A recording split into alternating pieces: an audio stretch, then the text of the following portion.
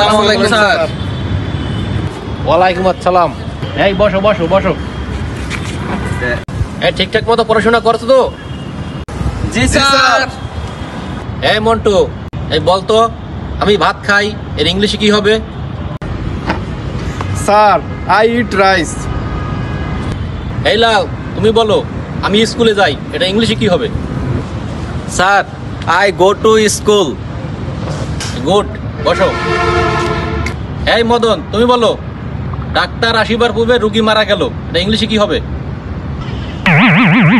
Sir, এটা তো আমি ইংলিশ পারি না, আরবিতে পারি। কুমু কি এই আরবি পারোস? তাহলে কত দেই আরবিতে? স্যার, ইন্না লিল্লাহি ওয়া ইন্না ইলাইহি রাজিউন।